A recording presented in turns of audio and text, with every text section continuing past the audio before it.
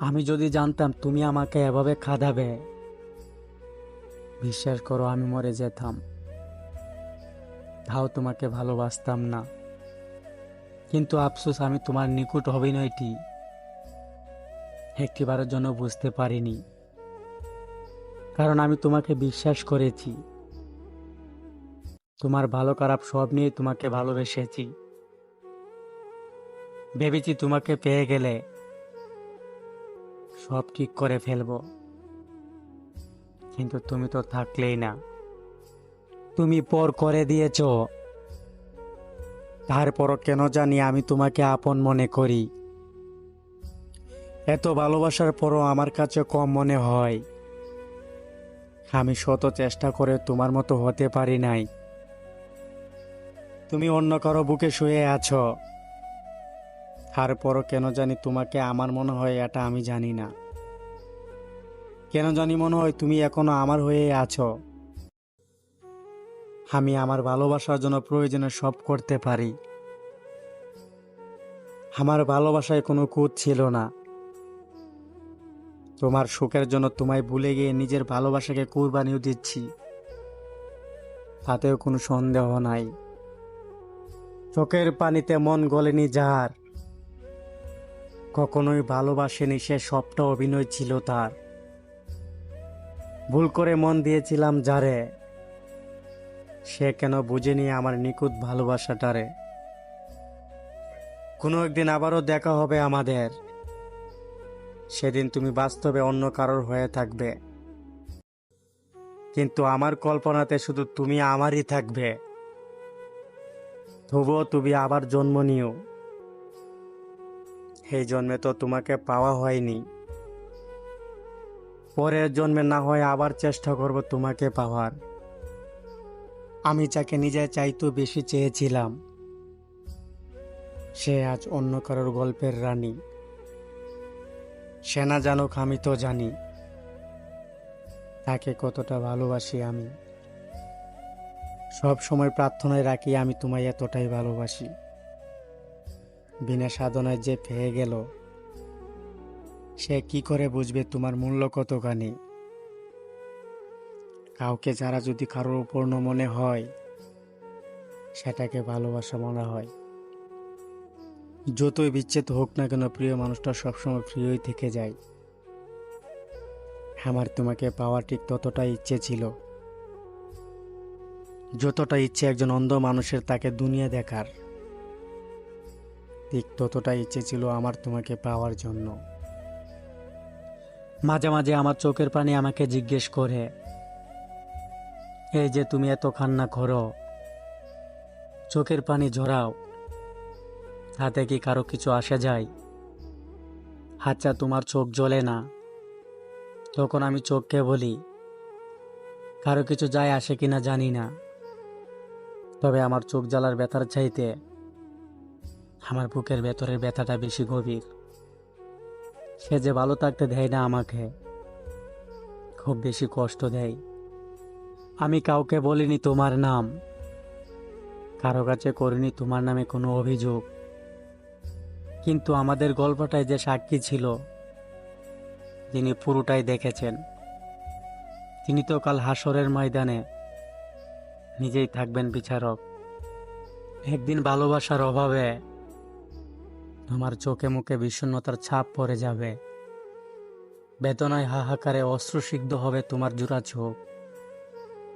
সেদিন তুমি বুঝবে কারো ভালোবাসা পাওয়া কতটা দরকার। ভালোবাসা এক সুন্দর অনুভূতি, যার জন্য মানুষ নিজেকে সর্বশান্ত করে দেয়, জানে এর থেকে বেশি কষ্ট পাবে, তবুও ভালোবাসে।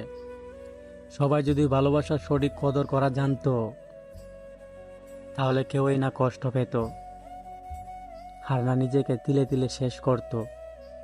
জীবনটা এমন কেন, যারা মানুষকে ঠকায় দিন শেষে তারাই না কোনোভাবে ভালো থাকে। তাদের মধ্যে কোনো অনুশোচনাবোধ কাজ করে না, মনুষ্যত্ব কাজ করে না। একজনের জীবন নষ্ট করে অন্যজনের সাথে দিব্যি হেসে খেলে বেড়ায়। আপনার একটুও কি অনুশোচনা হয় না? আপনার জন্য একটা মানুষের জীবন নষ্ট হয়ে যাচ্ছে। আপনি রাতে আসলে ঘুমান কেমনে? আপনার কি ঘুম আসে? একবারও কি মনে হয় না আপনি কারো শান্তির ঘুম কেড়ে নিয়েছেন? হাসি খুশি থাকা মানুষটাকে আপনি জীবন্ত লাশ বানিয়ে দিয়েছেন। কি করব বলো? কি করলে আর তোমাকে মনে পড়বে না আমার? কি করলে আমি তোমায় ভুলতে পারবো? কি করলে আর তোমার জন্য কষ্ট হবে না আমার? কি এমন করলে অন্তত একটা রাত তোমার কথা মনে করে আমার কাঁদতে হবে না? সে আমার ভালোবাসাকে তামাশা বানিয়েছে। তার বিচ্ছেদে কাঁদতে কাঁদতে আমার রুহু কেঁপে উঠেছে। আর সে হাসতে হাসতে অন্যের কাছে আমার গল্প বলেছে। অভিশাপ দিতে পারবো না, দিতেও চাই না। তবে এতটুকু শুধু চাইবো, তোমার মতো একজন যেন তোমার জীবনে আসে, কথা দিয়ে কথা না রাখুক, ভালোবেসে আগলে না রাখুক, ছেড়ে না যাওয়ার শপথ নিয়েও ছেড়ে চলে যাক। স্বপ্ন দেখে সে স্বপ্ন ভেঙে চুরে একাকার করে দেওক। গল্প করতে করতে বুড়ো হয়ে যাওয়া রাতগুলো দীর্ঘশ্বাসে ভরে উঠুক। তবে না তুমি বুঝবে